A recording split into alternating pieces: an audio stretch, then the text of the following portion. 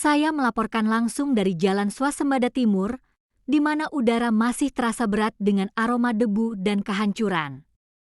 Pemandangan di depan saya adalah saksi bisu dari amuk massa yang terjadi pada Sabtu sore.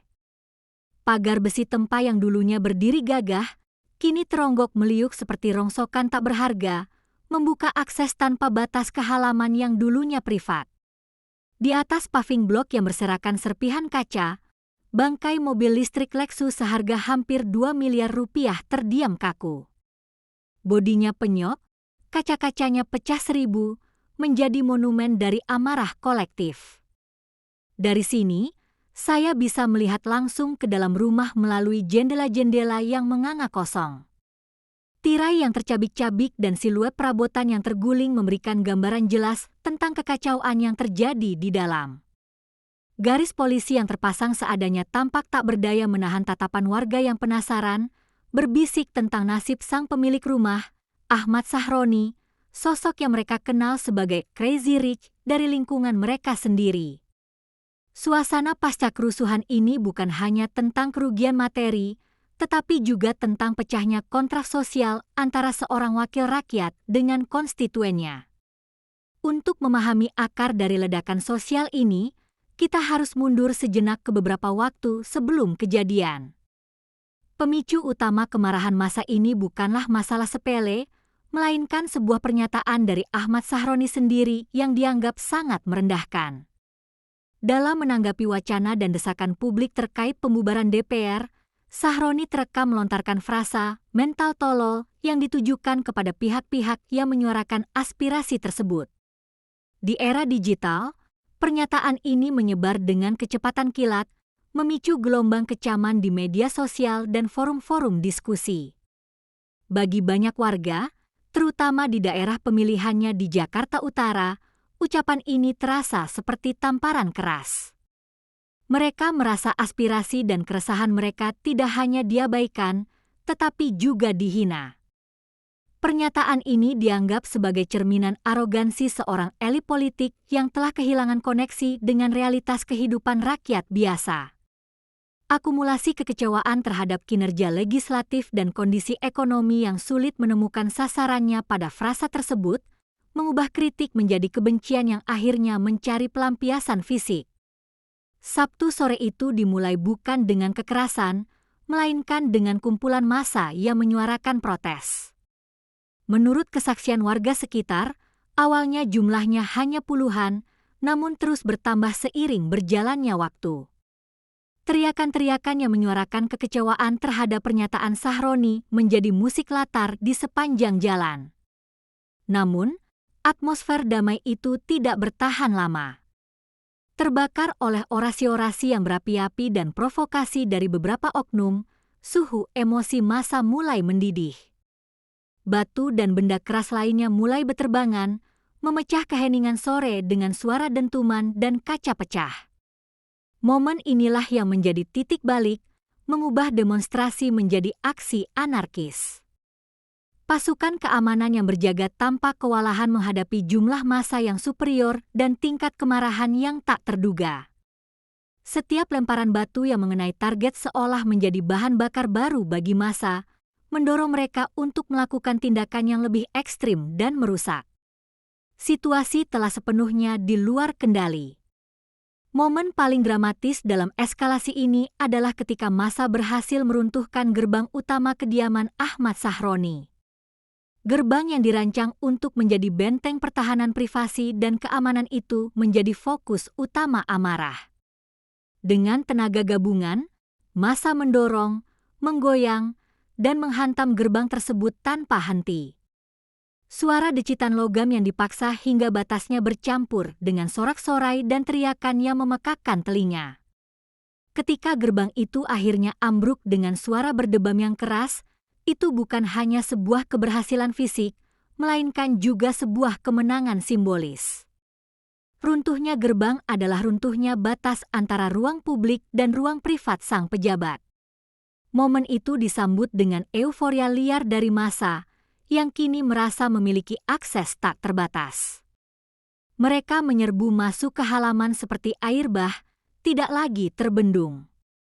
Bagi mereka, gerbang yang roboh itu adalah simbol dari kekuatan rakyat yang berhasil merobohkan keangkuhan kekuasaan yang selama ini terasa begitu jauh dan tak tersentuh. Setelah berhasil menerobos masuk, target pertama yang menjadi pelampiasan amarah adalah sebuah mobil listrik Lexus RX 450ho Luxury berwarna putih yang terparkir di garasi.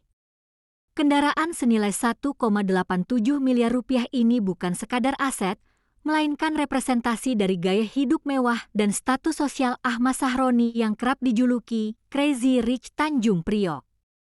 Massa mengerumuni mobil tersebut dan tanpa ampun menghancurkannya. Pukulan dengan balok kayu, lemparan batu, hingga tendangan mendarat di setiap inci bodinya. Kaca depan, belakang, dan samping pecah berkeping-keping. Dalam waktu singkat, mobil canggih itu berubah menjadi rongsokan. Penghancuran mobil ini memiliki makna yang lebih dalam dari sekadar vandalisme. Ini adalah serangan langsung terhadap simbol kesenjangan sosial. Bagi massa, mobil itu adalah manifestasi nyata dari kekayaan yang mereka anggap diperoleh dari posisi dan kekuasaan, sementara mereka berjuang dengan kesulitan hidup. Merusak mobil itu seolah menjadi cara mereka untuk merusak citra dan status yang melekat pada sang pemilik. Amarah massa tidak berhenti di halaman. Gelombang perusak kemudian menyerbu masuk ke dalam kediaman utama, melanggar batas kesucian sebuah rumah tinggal. Laporan dari lokasi dan video amatir yang beredar menunjukkan pemandangan kekacauan total di dalam. Perabotan mewah diobrak-abrik dan dirusak, barang-barang elektronik seperti televisi dan perangkat audio dijarah, bahkan bahan makanan dari dapur pun tak luput dari penjarahan. Suasana di dalam rumah digambarkan seperti diterjang badai. Vas bunga pecah, lukisan di dinding dicopot paksa, dan setiap ruangan ditinggalkan dalam kondisi porak-poranda. Beberapa saksi bahkan melaporkan bahwa massa sempat menemukan sebuah kolam renang pribadi di dalam rumah, sebuah fasilitas mewah yang semakin memanaskan persepsi mereka tentang gaya hidup sang pejabat. Aksi ini menunjukkan pergeseran dari protes politik menjadi tindakan kriminal murni, di mana massa tidak lagi membedakan antara kritik terhadap figur publik dan perusakan properti pribadi.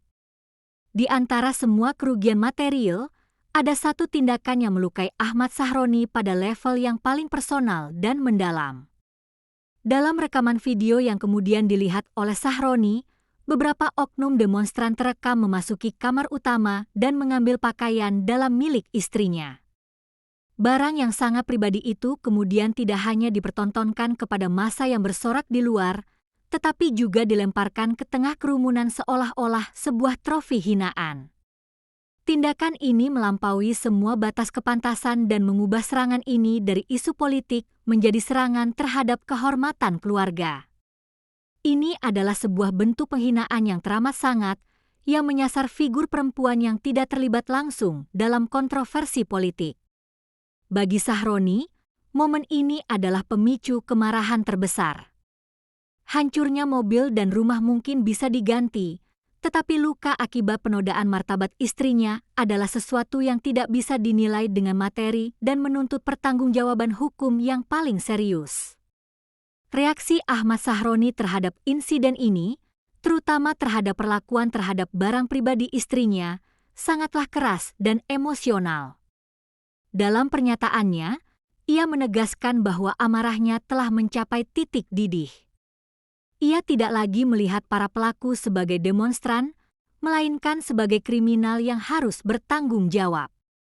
"Saya akan kejar mereka sampai ketemu," ujar Sahroni dengan nada tegas, sebuah janji yang lebih terdengar seperti sumpah seorang suami yang kehormatan keluarganya diinjak-injak.